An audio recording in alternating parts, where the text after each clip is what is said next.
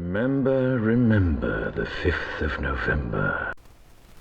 Welcome to the Not Badger for the week ending November 5th, 2016.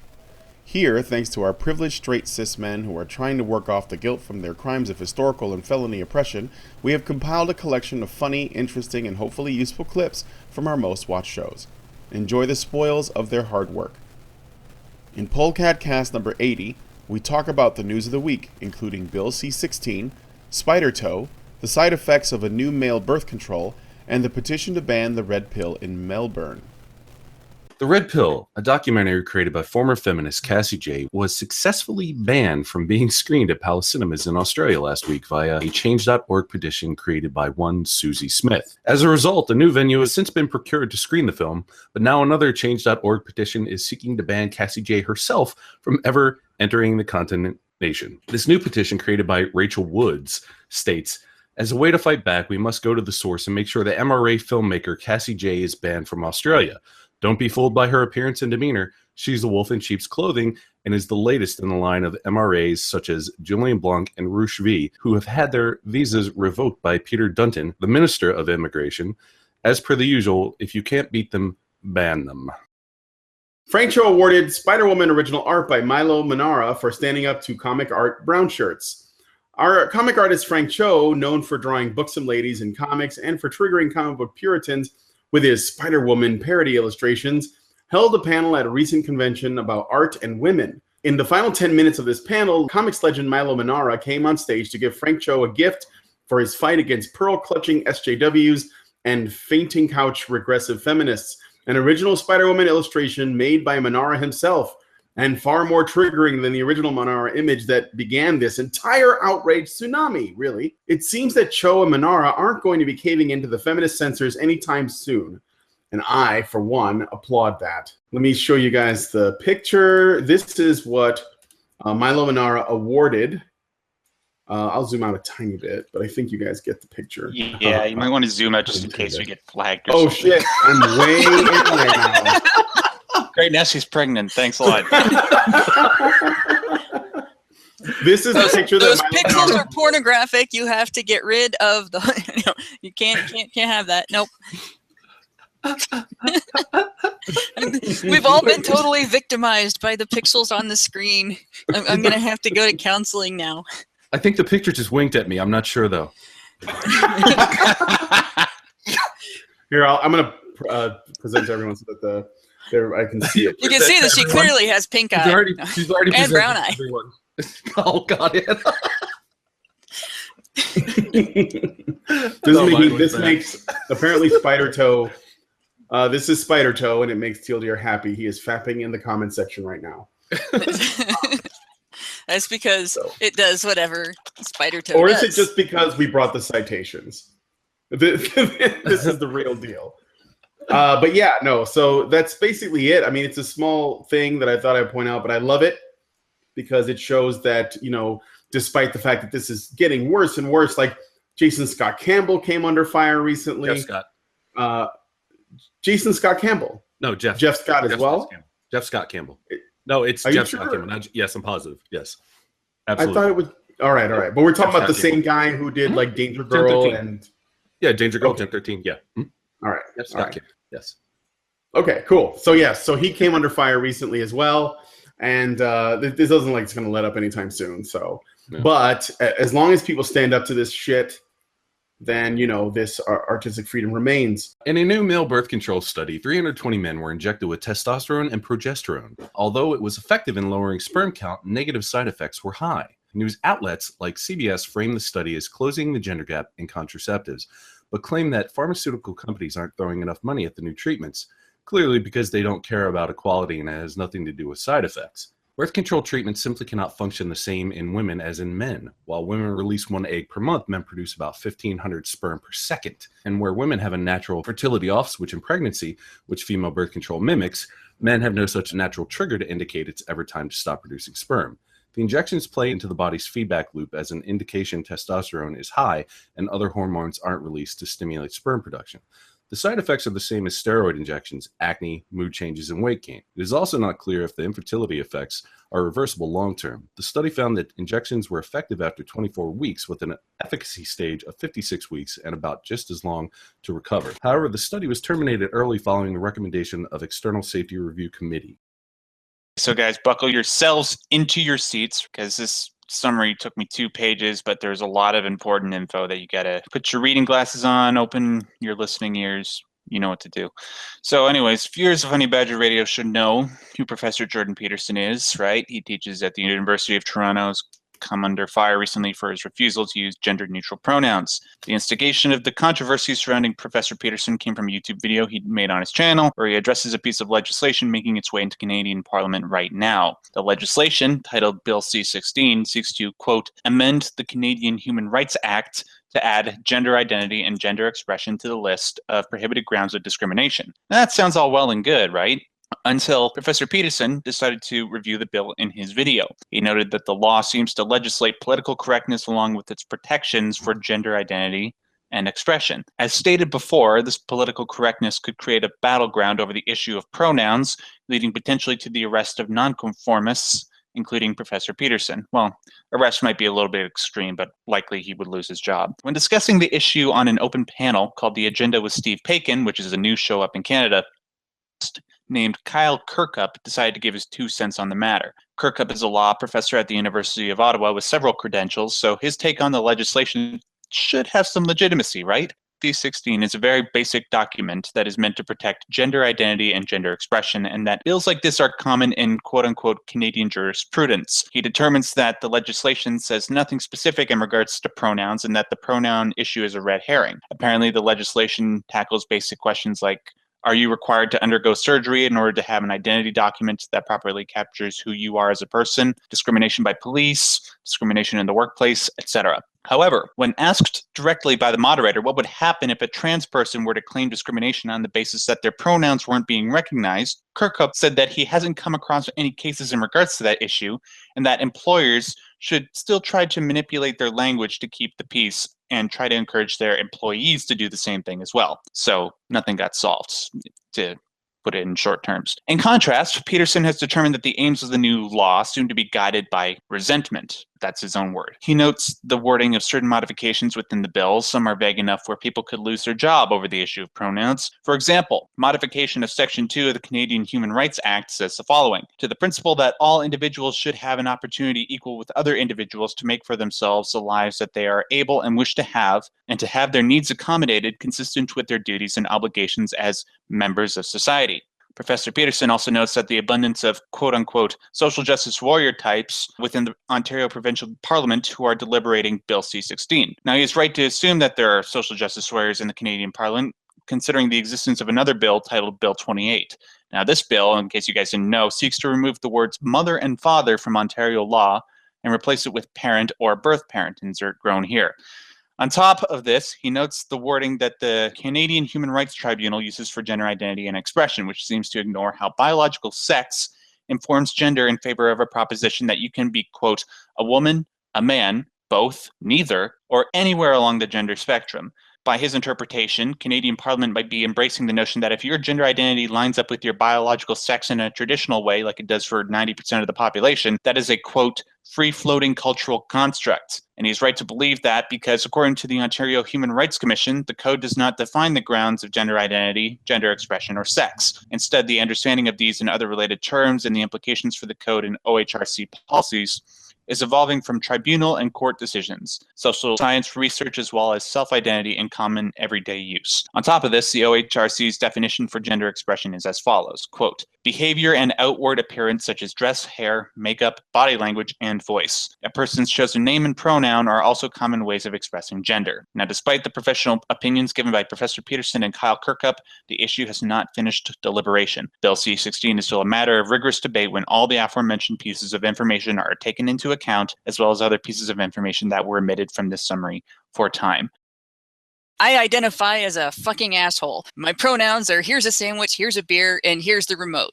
Using them involves performing the actions indicated. You're all sexist if you don't comply. You know what's funny, though, is that That's actually the best way to combat things like this, is to take it to the absolute extreme.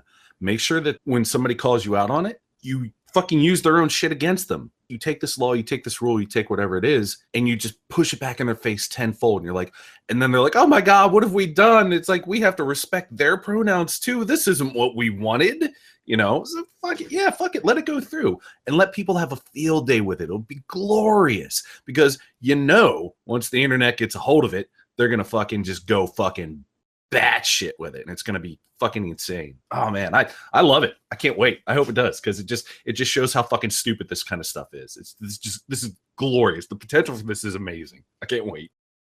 I just find this interesting because at this point, there's no win here for Australia on this. Because if they don't, then they're going to piss off the feminists. But if they do ban a woman for being an anti-feminist, what they're basically saying there is that you can't think for yourself if you're female. You have to toe the feminist line. And if you don't, you can't come to Australia. Right. Is that they're essentially allowing a political group in the name of women to do something to women, one in particular, but it will have implications for future female travelers to Australia, that is actually oppressive.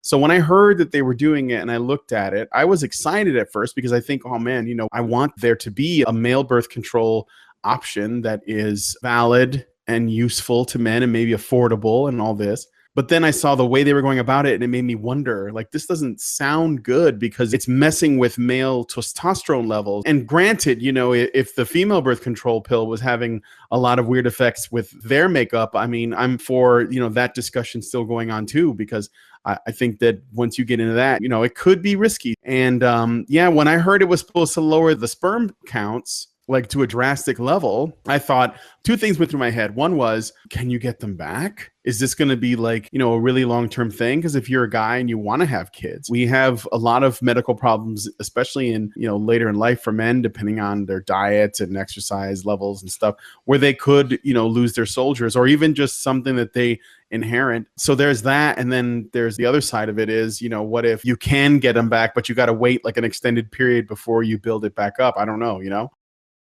I just wanted to tell you what some of the side effects of this could be. When you artificially increase someone's testosterone levels, what happens, because your body stops producing as much because it's like, oh, we have lots of testosterone, we're good, like we don't need to do that, you know.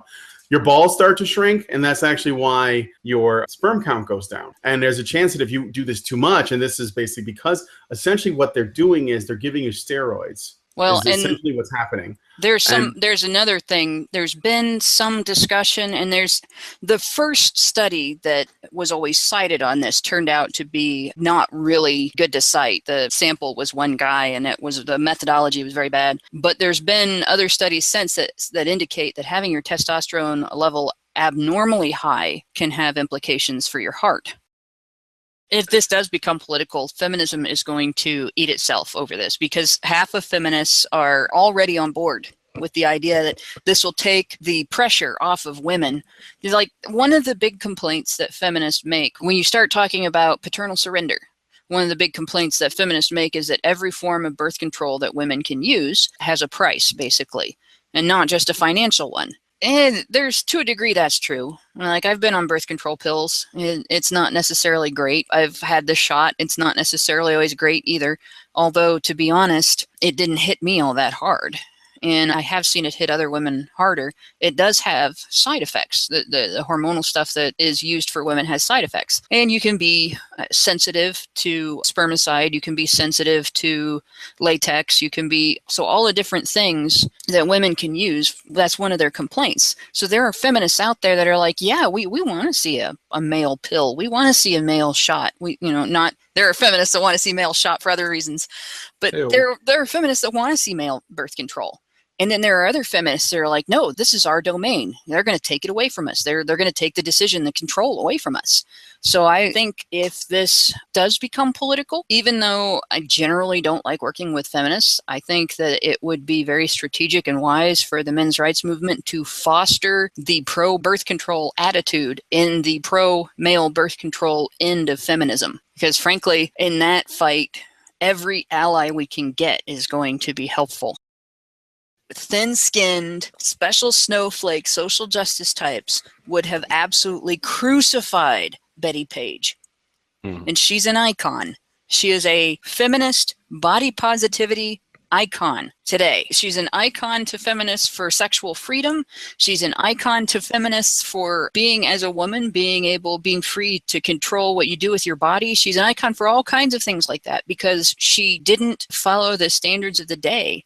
She enjoyed herself and she celebrated her physical being. She celebrated sex. She had a great time and she didn't hurt anyone. And the movie came out, the local art house theater played that. They played the suffragette movie, recently and everything. It's clearly a more social justice minded type theater. But had they been around during the controversy, had they been there at the time that people were coming down on her for being too free for their taste, these people that are bitching about this stuff, they would have just joined in with the pitchforks and torches crowd. They wouldn't have been defending her. They wouldn't have been body positive. They wouldn't have been forward thinking in terms of sex. They wouldn't have been all about sexual freedom. They'd have been going, this hurts women. This is terrible. How dare you? That's where we are today. And they would have basically acted like she was a victim of something when she had complete say over what she did or did not do. And that's where we are today. We've gotten to the point where the feminists of my generation and the feminists of my mother's generation, they celebrated that kind of thing. They felt like that was the height of freedom, to be able to just do what you want to do and not have some law against it that says, no, you can't be naked in front of other people who you're not married to. You can't have pictures, for crying out loud, of completely innocuous things. Like there's one scene in the movie where she's being photographed dancing with a doll. And I mean, it wasn't even that for somebody that might have been sexual, but it wasn't overtly sexual. And that would piss them off today. It just blows my mind to see that. It's just like we were talking about before the show in chat, where just a few years ago on Reddit, there was a shitstorm because of somebody mentioning male circumcision. They called it male genital mutilation, and feminists swarmed the post to bitch that they were comparing it to female genital mutilation, and they were all on about how evil and terrible that was, and it's the worst thing that ever happened to women and everything. Now there are feminists, because they want to support Islam, and because it is in Islamic nations that this is still practiced. And not necessarily all of it, but they're approving it. There are feminists that are coming out and saying, well, if it's a religious thing, it should be allowed. Where, like, the feminists that were in my generation have to be looking at these girls saying this and just shitting themselves, going, what the fuck are you thinking? It blows my mind that we've gotten to this point. But that's where we are now.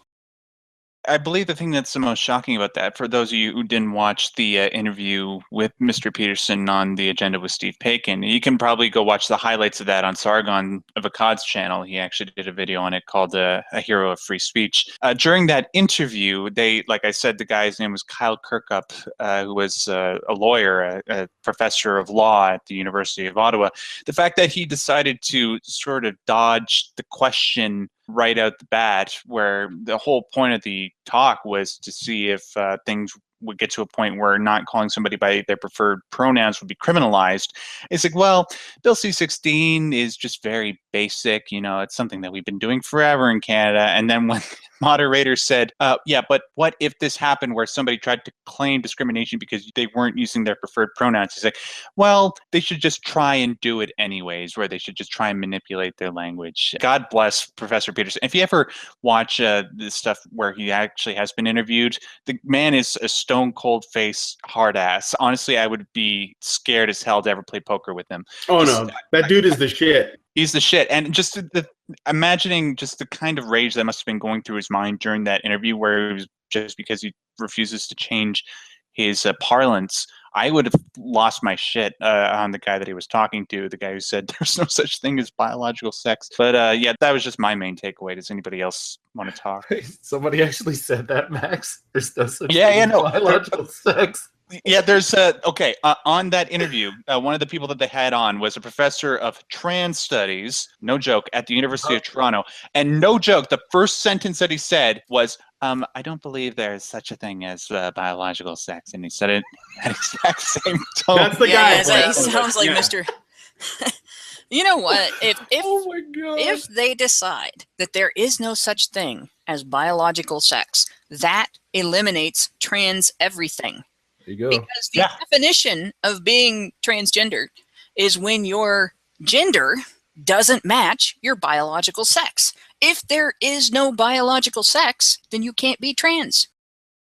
It's way out there as far as everybody else's experience and what everybody else wants to do and wants to be. And probably some of the strongest people I've known are people who have had to fight to just be themselves because they're trans.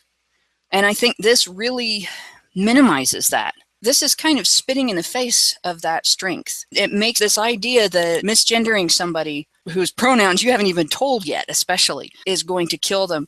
I mean, there are people that have been actually beaten to death for being trans. I mean, there are people that have been murdered in various ways for being trans. And there's a very stark difference between calling someone he when he wants to, when she wants to be called a she, or having a new term and you don't know it yet, or you're not used to using it yet and you screw up. There's a very stark difference between that and taking a baseball bat to somebody's head. And the idea that that gets treated the same really is spinning in the face of the person who has faced that baseball bat. The other thing is well, can you just do it? It's not that bad to just call people. Well, that's not what this is about. That's deflection. This is about whether or not you're getting penalized for not doing something that somebody else wants you to do. It doesn't matter whether it's that big of a deal or not to do it. It doesn't matter whether complying doesn't take a lot of effort. It doesn't matter whether complying doesn't take anything from you.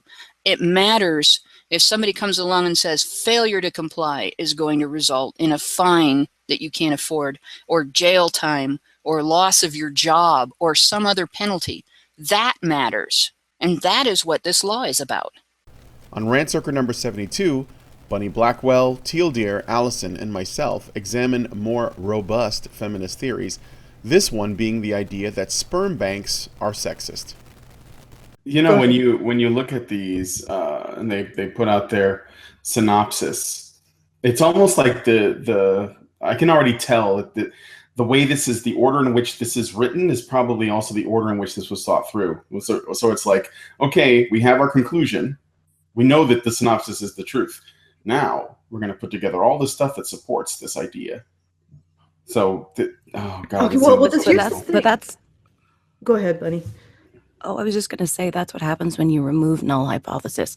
When you remove the need to falsify, you can make it say whatever you want. Mm-hmm. Yep. And incidentally... And that's why I do not consider this science, and I never will. Incidentally, the null hypothesis is considering, when you say men are guilty of X, you have to also consider that they might not be guilty of X. Mm-hmm. It's a null hypothesis. It's part of the rational process. But we don't do that. We think that an accusation is an automatic conviction. Okay, so there's something that I wanted to point out here. All these individuals did was a content analysis of 180 donor profiles from 6 American sperm banks. How did they determine that that was evidence of symbolic violence and reproduction of male symbolic capital by manipulation? They do realize that sperm donation is almost entirely driven by the women who purchase the sperm. So how are they being manipulated by their own desires to purchase manly sperm? Because women exhibit a category of mate preference. But we all know that even though women have a very obvious pattern of behavior when it comes to mate preference, this is what is termed with the trigger word hypergamy that gets people very, very upset. The idea that women actually have a series of standards and aim for their partner to have the same standard or greater than their own. But it's very, very easily observable in humans. That is a patriarchal oppressive construct that's not actually what women want, because that's just what society conditions them to want. Because society brainwashes women to want toxically masculine men who exhibit all of those evil masculine traits. So that's why what women want is actually harmful to them. It's internalized misogyny again. That's kind of where they're going with this. When I'm looking at this, in order to make women out to be victims of the catalog of sperm, which exists entirely because of their consumer choices. In order to make women out to be victims of it, they have to actually remove women's choice in the matter completely. So that they have to remove women's power over this entire process. And then they turn around and say other people are removing women's agency because apparently women who do not make the choices that feminists expect women to make do not have agency, and they are possessed by the devil. And the thing is that, does anybody else find that incredibly scary, that these people are consolidating power over our governments, over our academia, over our non-governmental organizations and charities and media? They're consolidating power over all of this, and they can explain to a woman how her choices are wrong and should be curtailed because they are basically informed by Satan. You know, they're the devil, the choices of the devil. They're not her own choices, they're the choices of the devil. How long before we start seeing the laws that come out that curtail women's choices away from so-called patriarchal choices, you know, devil choices? And once we start seeing those laws, are they going to be blamed on men because men are the ones enforcing them? Yeah. It'll be tried. I'm sure everything is blamed on men somehow. You know, I have a backache and it's somehow a white man's fault.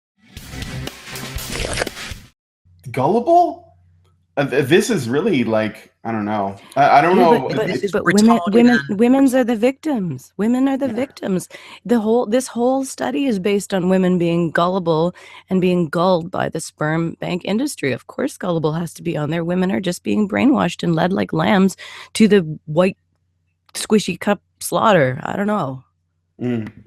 Teal Deer wanted to say. Yeah, this is retarded, and half of these fly in the face of actual evolutionary evidence for how humans work in regards to these things. I mean, they talk about even things like loyalty. No, that's something that you will find actually much more as a masculine trait than a female trait.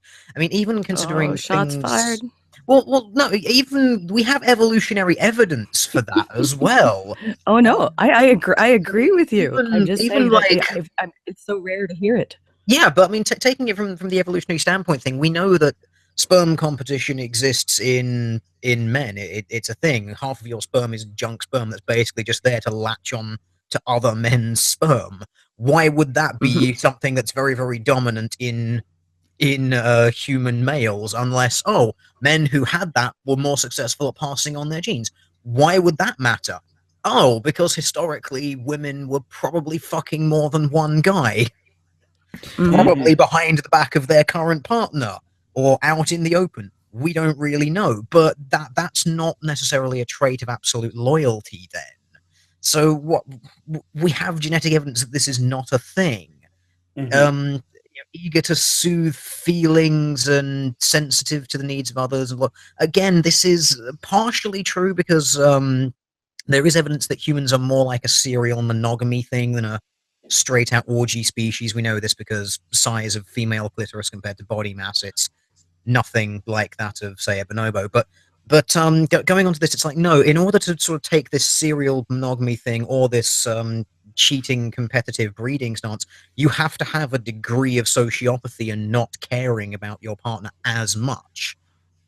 And does anyone then wonder why the levels of grey and white matter in females' brains is different to that of males? One of those is very, very closely linked to the ability to lie and deceive. Now, isn't it funny that the females in humans have a higher quantity of that than males?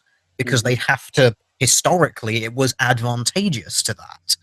I know I've got all the biological determinist straw men shouting at their screens telling me that I'm stating all women are genetically programmed gold diggers and cheaters. No, it's not at all. It's just we know that these things were successful because they exist now, but you still have the ability to control your actions. But from all of this stuff, no, these are they really are just asserting that these points are there and have been universal throughout human history, when just looking at how human beings are built completely contradicts this. It's like feminists don't seem to realize that when you have sexual dimorphism in a species, it is the dimorphic traits that the opposite are attracted to by necessity. Otherwise, that dimorphism would not exist. What's associated with masculinity is agency, and what's associated with femininity is victimhood. And I think that's a very telling omission. Of course, they are choosing to source something from 1974. Yeah. I understand that parenting styles and stuff, if they were applied to them, they can be affected in a heretical sense. So like if you were raised and you were beat as a child, or you suffered a lot of abuse, it actually can affect your children if they inherit some of the damage. And this is one of the reasons why the cycle is so hard to break, in terms of the cycle of violence. So I think that it does have some effect on that. But shall I continue? I just want to point and laugh at this nonsense. Lifestyle and values are not heritable. Yes, they are. Yes. Yeah, Please actually learn how brain wiring and shit works. You can actually work out what people's political alignments are going to be based on how their brain is formed with a reasonable degree of accuracy. Now, you can't tell what party they're going to vote for because that's the kind of socially informed side as to what there actually is. But you can work out what their values are going to be based on actual brain scans, basically.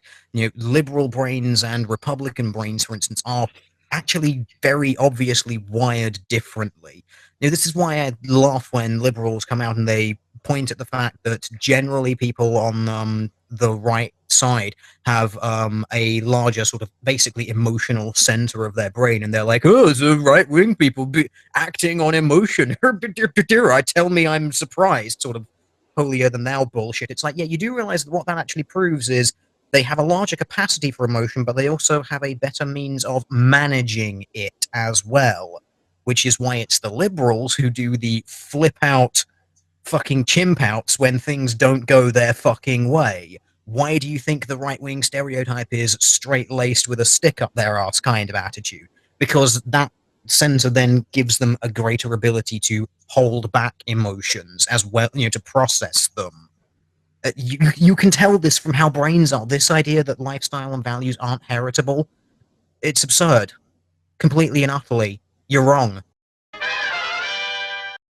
The case they're attempting to build here with the double-layered mode is that the ideas of manhood and how they're being sold to women, and this is their perspective, not mine, this is how they're framing it, but the classic notions of manhood are now being repackaged with new words to seem more enlightened. And if you read on, this is the case that they're trying to build.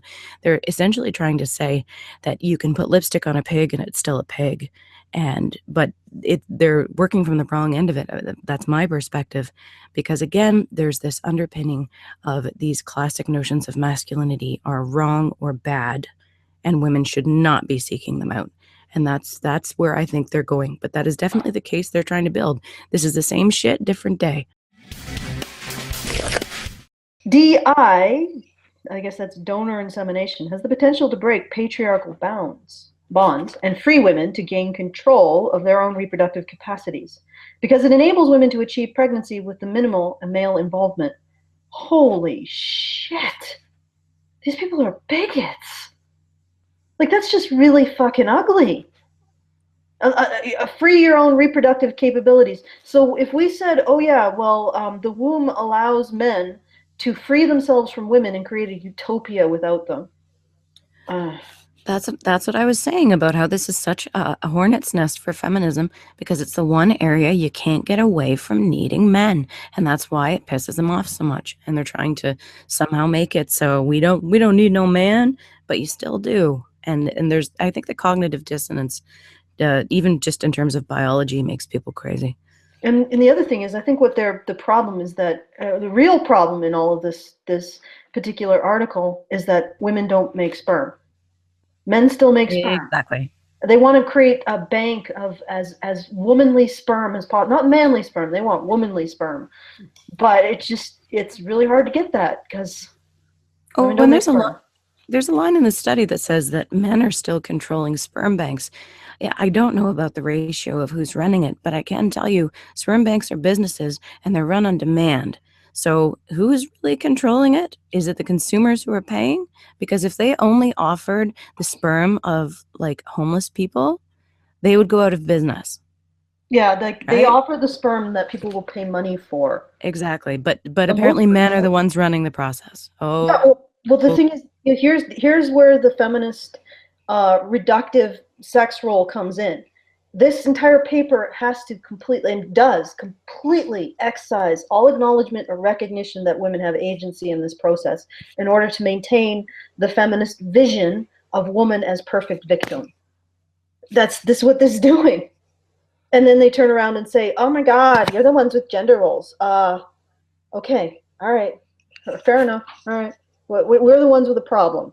We're the ones who are creating gender roles when you are creating academic papers that their primary effect is to just remove all possible recognition or visualization or just even seeing how women have any kind of input or control or power in society.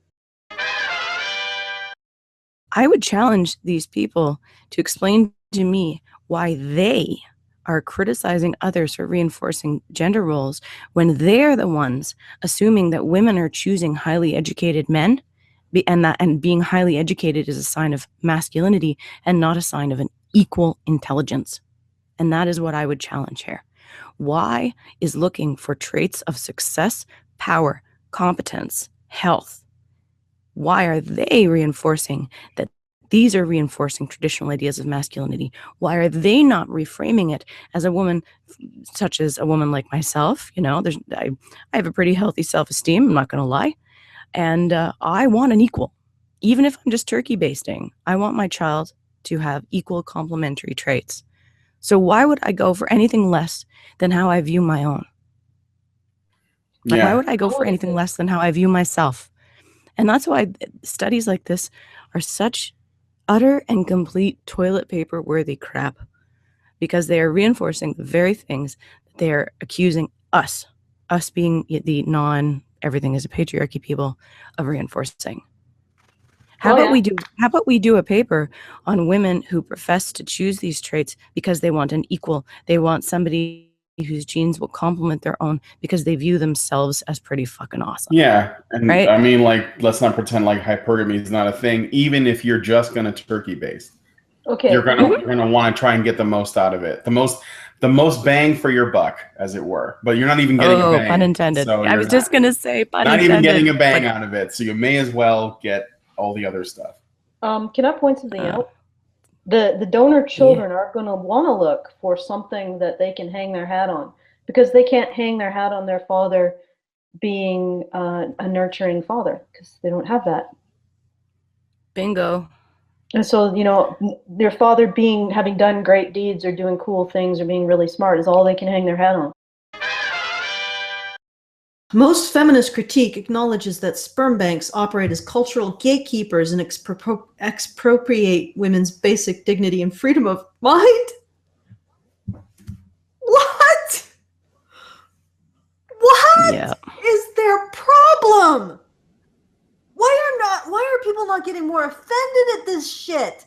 I am not going to be your victim, feminists. You're gonna look at a institution that isn't, or a marketplace that is entirely driven by women's choices, point to it and say that women have no power over it because men are the ones fulfilling those choices. Do you understand how fucked in the head that is? Do you guys They go on to give a somewhat decent example of what they're talking about, although I think it's overblown and framed badly, because they go on the example of some women not being able to choose their donors, but the donors being chosen for them. And I have to admit that would weird me out a little bit too.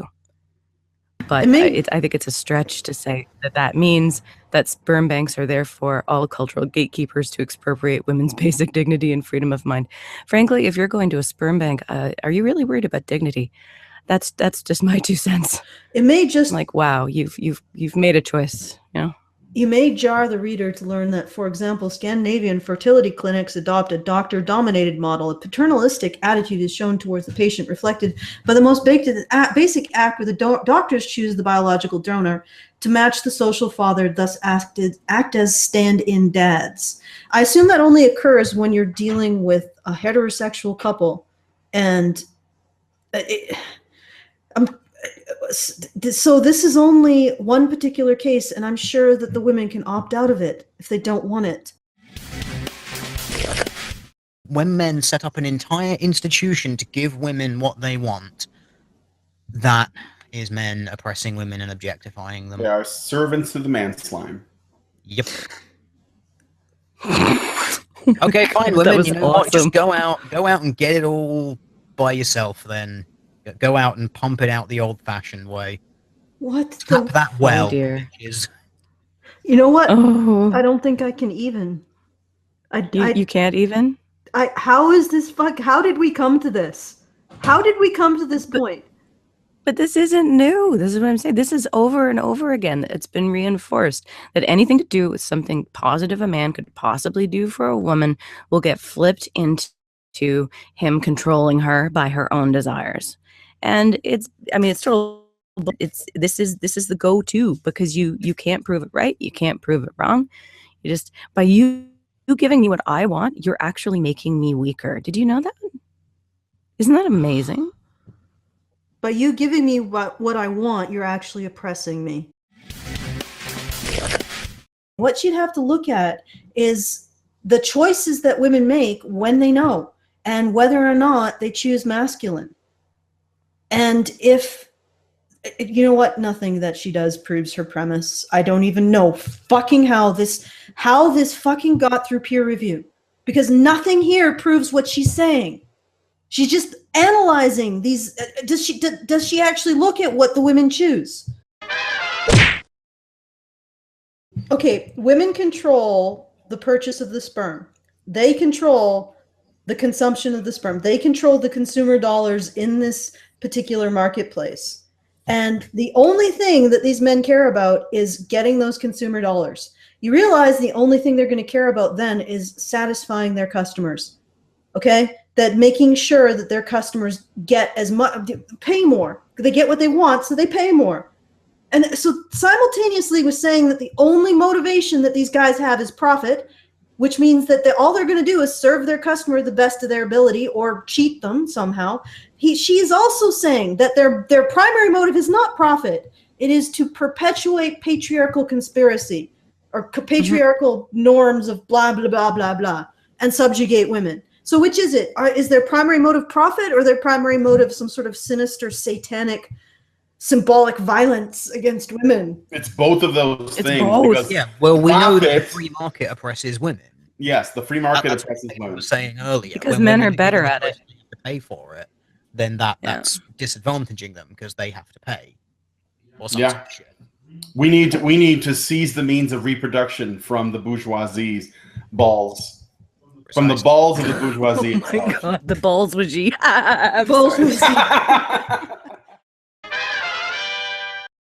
There's nothing men can do or say that would stop them being blamed for patriarchy, ever. And in fact, if the feminists ever got to a state where they could get rid of male influence entirely, because that's what this is, they can't stand. I mean, look at this. Women are woman trafficked because they received the fucking sperm that they bought and paid for and got pregnant? I mean, at this point in time, there is nothing except not existing that men could ever do to comply with feminist aims. Just don't stop existing. Just spontaneously combust in a puff of male privilege, men. Just do that. Just stop existing, because no matter what, if you exist and do anything to benefit yourself or think that you do anything for any reason that could possibly be construed as a benefit, you will be blamed for trafficking women to the end of getting that benefit. But if that happened and men spontaneously combusted in a puff of male privilege, you know what would happen? feminists would not stop. They would simply start routing out all of the internalized misandry or this misogyny in the women that remained. And they would create an increasingly smaller and smaller clique of acceptable behavior, leaving behind circular rings of dead female bodies as that circle contracted and contracted and contracted more until there were 2 women left, both of whom accused each other of internalized misogyny. Moving on to Honey Badger Radio number 72, wherein we listen to a podcast interview with Cassie J in Australia, referencing the recent Melbourne debacle regarding the Red Pill documentary. I do try to kind of stay away from the bulk of the insanity that is the world of anti-SGW, SGW, all of that. And because, as you gaze into the abyss, it gazes back into you. And there's only so much of that I can handle. And I appreciate you guys doing a lot of the gazing and pulling out the morsels that are maybe important to talk about. And that's something I was actually not familiar with, and I kind of wanted to see more of. I know of some major feminist derailing tactics, and especially Toronto seems to be a hotbed for fist throwing or grabbing or, variety of alarm pulling, just all sorts of things that would be considered illegal. It's not a peaceful protest. They're doing things that are against the law, and that's kind of problematic. And otherwise, though, once you start talking about the male stories, it's like, oh yeah, this is the story that I know that was the catalyst for a lot of my red pill type mentality. And I'm really glad to see her humanizing basically men. That's what that movie is about, and that's why it's frustrating to see Melbourne and maybe the entirety of Australia wanting to kind of kick Cassie out, or at least her movie. That is frustrating, because what kind of a response is that to trying to humanize some people? Like, not just even men, but people are concerned about men's issues. Like, fuck, let's go the gynocentric route. A lot of us are women, like humanizing a population of people, period. And that's what they're basically having a problem with. And it really frustrates me that they're so myopic in their emotionally triggered pursuit of shut this down. It makes us feel unsafe, to stop and to look inward and realize that they are trying to ban the humanization of a group of people, their fellow humans. It blows my mind. Yeah, but feminism is totally not about hating men, guys. You can't humanize men. You can't treat them as human beings. That's offensive and scary and terrifying. But feminism is totally not about hating men, right? Yeah, exactly. I'm not sure if it was in Cassie's movie, if it was something like Karen mentioned, but I'm starting to blend those two together because some of the similar points have been raised, where you had the National Organization for Women that actively blocked shared parenting. And there you see in the Cassie's movie, you have Miss Magazine, you have feminists who are actively denying men shelters. So you have at least 2 cases where feminism is provably against equality, literally, provably on the paper, trying to block equal legislation. So that's kind of brilliant, I think, to be shown to the public that not only does feminism not have a monopoly on equality, but it actively works against it when men are concerned. I encounter this a lot when trying to express my belief that there's no culture or religion where women worsting is actually accurate. I feel like fundamentally every culture and religion looks out for women more than men, in the sense that women are kept alive and men are killed. And when you get down to the bottom as one single metric to find out who has it worse in that sense, women are kept alive, men are killed. So, there's a simple thought experiment if you disagree with Anna's assertion. Find the culture on this earth that when presented with a man of their people or a woman of their people would prefer that any kind of violence be visited on the woman versus the man. So you say, I got to punch one of these, the man or the woman, or they're both killed. Which would you rather have the violence visited upon? I dare you to find one single culture that says the woman. Right. And so from there we have this kind of idea that, well, women were property up until X years ago, and it's really difficult to battle that sort of emotional argument that evokes emotion. And the argument is seemingly factual because on paper there are these words that could have been interpreted like men were responsible for women as property, except they always sort of diverge away from the idea that responsible for means providing for, means chauffeuring, means being a gopher for, meaning giving to. So ultimately, we still have the place of power the position of power be sort of skewed towards the female. And it's really, really difficult to express any of that in shorter than, a lot of sentences. So how do you really come back at this really glib and emotionally triggering idea of, well, women are property? And it's like, well, what do you say to that? That in short time, in the space of 140 characters,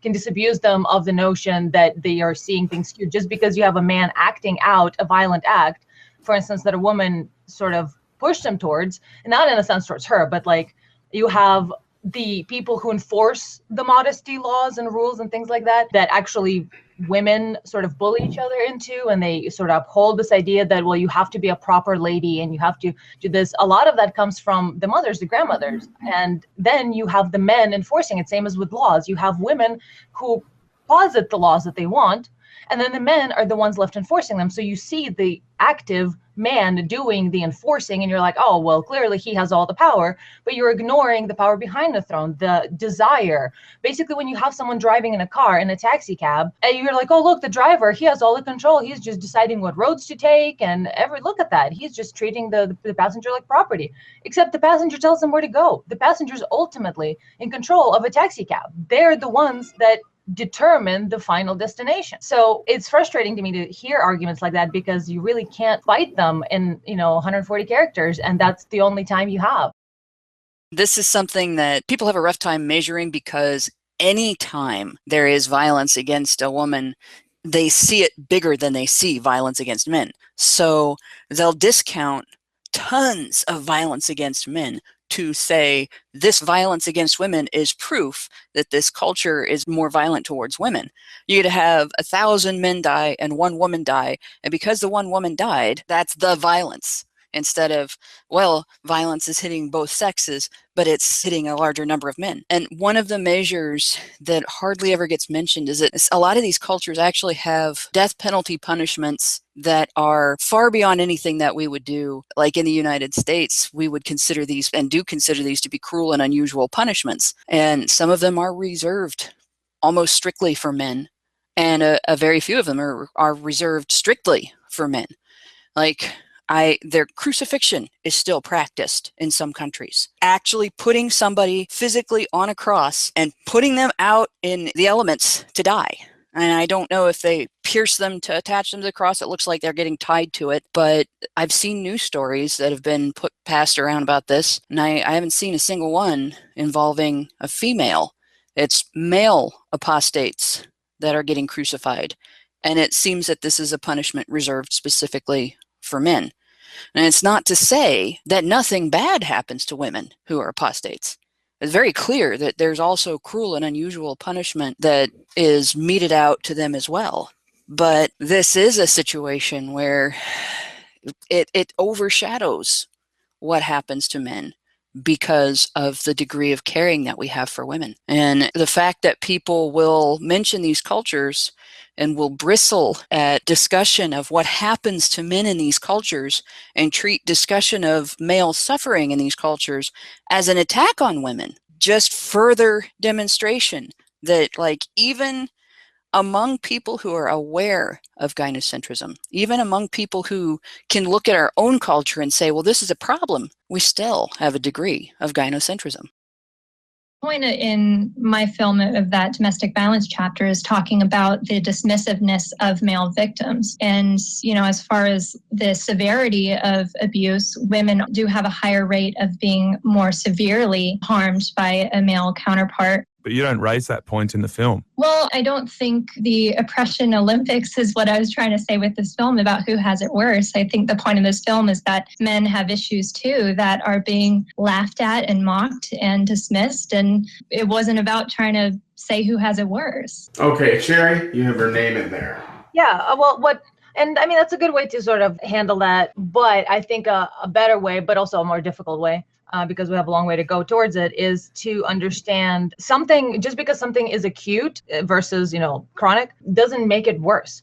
So one of the great examples that I think I got from Karen's video that kind of echoed really well with the red pill parts of it, especially actually in Australia, there's a man who at least one man who has been severely beaten with implements such as iron, hammer. There's a variety of weapons that women use. So if we're going to talk about acute domestic violence, which about 43% of men, I think perhaps worldwide, though that could just be nationwide, I'm not sure, experience domestic violence. And women, though, more frequently will use a weapon while men use their physical size and fists. On the other hand, the thing that really is a long road, and I'm hoping people are going to start embarking upon it, which is there are a variety of activities that drive a man mad. They absolutely are, just because they're not acute, just because it's a chronic condition that actually makes it worse.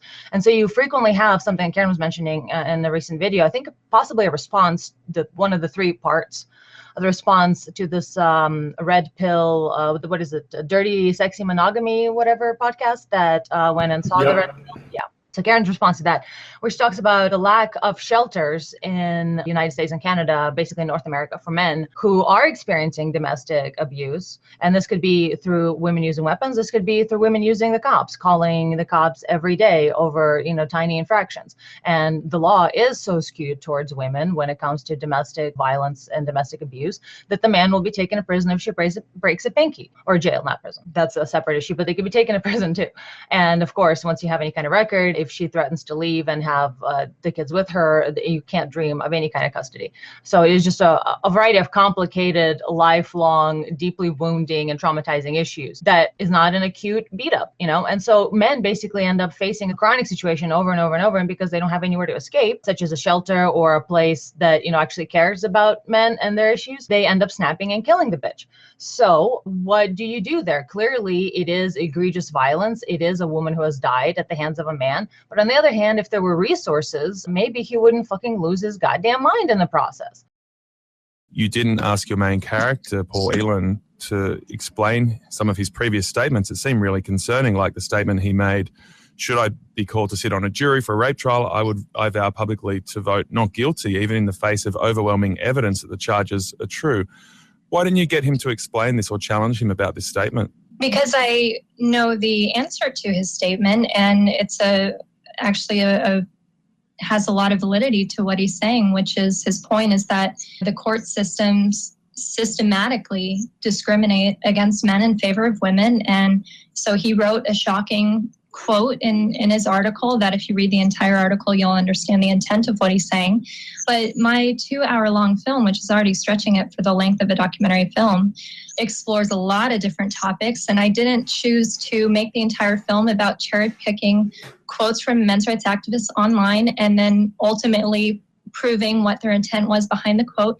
All but, many of their shocking quotes are made to make you be shocked. And that's partly what made me even go down this rabbit hole of exploring men's rights activists was their shocking headlines. Yeah, well, ironically, more and more people are talking about your film because of the decision of the Palace Cinema not to screen it. So quite ironic in the end, isn't it? They just have to use the Streisand effect. That's the thing about I'm waiting for SGW types to come to grips with the Streisand effect. But I did want to say something, but I'll let Hannah go. Well, if this is another one, I would challenge the feminists that make a big deal about Paul's jury nullification article to explain why they think that men should be uniquely excluded from due process rights, because that is what he was talking about. In rape cases, if you look at saveservices.org has a great article on how rape law breaks down, takes away from due process rights. And there's been a whole series of these laws that have come out starting clear back in like the 60s that have affected things like being able to submit exculpatory evidence. Having all of the evidence examined in a case is crucial to actually arriving at a just verdict as opposed to having an emotionally arrived at verdict. And this is something that should be pissing people off, that feminists are picking on this article, not because the article itself has anything wrong with it, but because it is a feminist statement against due process rights specifically for men, because it's men who are the ones who face this. honestly, the real problem with feminists and men's and women's shelters is that they do not want to admit that women can be abusive. If they admit that women can be abusive, then they have to admit that the other things that Aaron Pitsey said about two-way abuse and the things that, oh, crud, I can't think of the researcher's name. Murray Strauss, the things that Murray Strauss discovered, the things that several other researchers have discovered about domestic violence, that we have learned as a society that when there is violence in a relationship, it is very often done by both sides of the relationship. It's not usually a one-sided thing. And we have learned as a society, and are ignoring what we've learned as a society, that women initiate more often than men. And it's entirely possible that if we could get women to the same point where men are, where there's a taboo against hitting your partner and against engaging in violence just because you're angry, if both sexes faced that taboo, we could probably eliminate the vast majority of domestic violence. And those shelters would not be so badly needed.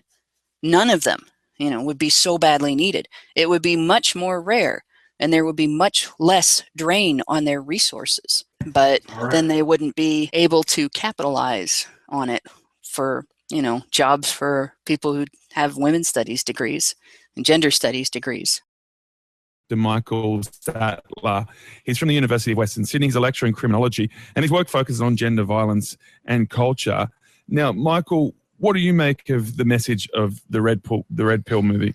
Look, it's not a film that I've had the chance to see, and it's not a film that I'm afraid to see. I think it's... Okay, so he hasn't seen it yet. It's unfortunate that we've had this push to cancel the screening, and it's really made a storm out of a teacup. This is an amateur crowd-funded documentary that's been really poorly reviewed. The majority of the funding for the film came from men's rights activists.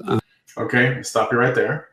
That's not true. The majority of the funding came after Milo Yiannopoulos wrote a piece about it that was promoting it, and then it came from whoever was fans of Milo. And I think Mike Cernovich was a big contributor. Yeah, just because they're vaguely alt-right or in some way Gamergate doesn't mean they're MRAs. Like, let's not make our group even bigger and bigger by including people who are vaguely on the center side of the left. Yeah. And also, it's worth pointing out that this guy is already he's building this whole it's an amateur film. It was crowdfunded. It was poorly reviewed. Well, here's all these reasons why you shouldn't even watch it. But why you care so much to stop it then? That's the point. Yeah, I know. It's that George R. Martin quote, when you rip out a man's tongue, you're basically telling the world that you're afraid of what he has to say, not that he has nothing to say. But the thing that reminded me was something Cassie asked after the documentary was over, is that to go on Rotten Tomatoes or IMDb and just review the movie. If you've seen it, obviously, if you've seen it, please go ahead and review, because that is actually something that will help with other things. And as you saw, this guy is already a prime example of why it is important to give online positive reviews after you've seen this movie at either of the screenings or a tug event. So yeah, go ahead and do that if you've seen it. But if you haven't, don't. Obviously, let's be ethical about this shit.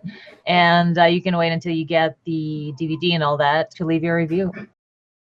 Ooh, do you guys want to predict what he's going to say about the MRM before I play it? Are we all whiny neckbeards? No. A small minority of men who want to take us back to the 50s because they can't get laid. Okay. We all live in our mother's basements. Anybody else got predictions? Mike, do you want to predict what he's going to say? And they're jealous of women getting ahead. That too. Yeah. They're afraid. Yeah, because they're. And we're all men. We've had bad experiences with women. I mean, God. I mean. All right, let's find out. Group of, very frustrated, very anxious, and often very angry men who don't understand why they're not getting the things that they feel that they deserve. They feel that they're not getting the kind of obedience that they expect from a female partner. They feel like they're not getting the same kind of sexual access to women that they think is the right of men. And they observe women's advancement over the last 30 years, and they feel as though it can only have occurred at the expense of men. I got bingo, I think, on that one. Movement. Oh my God, this is academia. I completely disagree with him in many ways on what he said. the movie wasn't just funded by MRAs, it was also funded by media types such as Milo Yiannopoulos and Mike Chernovich, who don't recognize themselves as MRAs. I would recommend him to read a book called Myth of Male Power by Warren Farrell. He was a person who was a high member of the National Organization of Women, and he recognized that it's not as simple as just men are upset because they don't have any power anymore.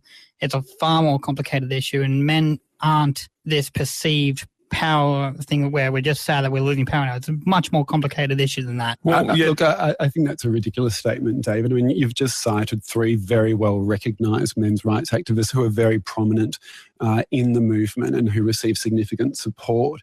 And their audience is constituted overwhelmingly of men's rights activists. Whether or not they adopt that label doesn't change the fact that they hold those views.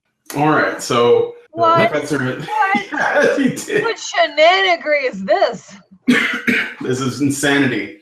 So now, and this is what they do all the time, okay? No. I think, there's a lot of KKK members among feminists. They just don't adopt that label. But, that doesn't mean that they're not KKK members. That's perfectly okay to say, right? Like, what the fuck? Not only is Milo definitely not an MRA, but I don't even think he likes MRAs that much. I think, and I mean, I say that because he doesn't speak so much in the name of men's issues as he does in a more conservative way. Like, he wants men to be the way they were. And so in his own way, he wants to fight against feminism. He's more of a tradcon than an MRA. And the tradcons aren't really MRA's friends either.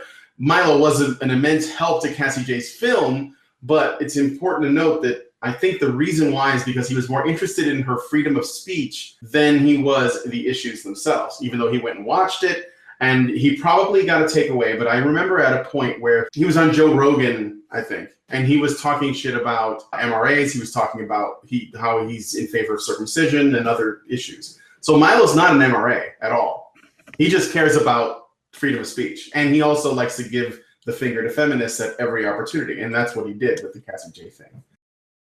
Nikki from Sydney, you run an Instagram account called the Aussie Feminist. What's your point of view on the men's rights activist movement? So I've been a feminist for a couple of years now, and whenever I bring up oh my gosh, she sounds seasoned. A subject that's like specifically gender related, such as domestic violence, that's the only time I ever hear from MRAs when they're trying to derail a conversation. David, what do you say to that? Do MRAs derail important conversations about issues like domestic violence? I wouldn't say it's called derailing. I would suggest it's more about introducing the other side that gets ignored a lot. What do you say to that, Nikki? Well, I think it's definitely important, and I think that the MRA movement does stand up for some really important things, but it seems like the only time I've ever come in contact with them is when they're trying to derail and silence women on really important issues. All right. Well, David says that's about bringing balance to the argument. I guess 2 different points of view there. Nikki, thanks so much for the call. Oh my God, that's such total bullshit. Feminists say this, and they'll say it in response to men or men's rights activists, or female men's rights activists included, responding to false accusations against the male population of all being abusers and deadbeats. They generalize all men as terrible people. And then when you say, well, that's not entirely true, there are these facts that you're not paying attention to. And by the way, there's an entire other side of this conversation. What they're basically saying with this derailing line is, we have the right to dictate what the truth is, and you have to listen, and you're not allowed to argue. We are the arbiters of truth. Shut the fuck up and let us dispense it. And you know what? We're not going to. We're not going to shut the fuck up. We are going to defend male victims of domestic violence, and we are going to defend falsely accused men. So you can just get used to it. I like the chat cracked me up. They're like, when did Australia start getting Valley Girls? Well, she is the Instagram feminist of Australia. Well, she's just asking questions because that's the only thing she can do. She's stuck in question mode. So everything that she says is a question, and she's going to say it that way. Yeah. Okay, last bit of this. I think this is significant as well. On the text line, is it men's rights or gender stereotypes they aren't coping with? David, last question to you. Are you sometimes uncomfortable or embarrassed by some of the really intense statements that are made by some people in the movement? Well, of course I am. As the person before, the doctor, he represented, some of those media tycoons who have made an industry of doing things as MRAs, regardless of if they label themselves as that. So it makes it difficult that someone's labeled an MRA, whether they like it or not, and then I'm blamed for what they say. Yeah, it's interesting. All right, David, it's been great to speak to you, and it'll be interesting to see what impact your screening makes over the week. All right. I would say that I think David, the thing is, the guy who's hosting this show is trying to say that if someone outside of this whole discussion around men's rights points the finger at a personality or a person, especially if it's convenient to them, and says that person is an MRA, regardless of whether you think they are or not, because you guys share some views. And there are people outside, a lot of the mostly feminists, applying MRA labels to people because they say those guys are MRAs because they've decided it, and mainly it's because it's politically expedient for them to do so. And I wish that David would have made the clarification to say, just because you guys think they're MRAs does not make them such. And so therefore, because I know what guys in the movement are actually talking about and what they're writing about and what their priorities are at, that is the stuff that you should be asking me to answer for, not for Milo going, at a campus and making fun of fat feminists, because that's not typically what MRAs do. We hope you enjoyed this clip show. If there was a clip from these shows you think we should have shown, please leave a comment on the video and include a timestamp. Thank you, and Badger on.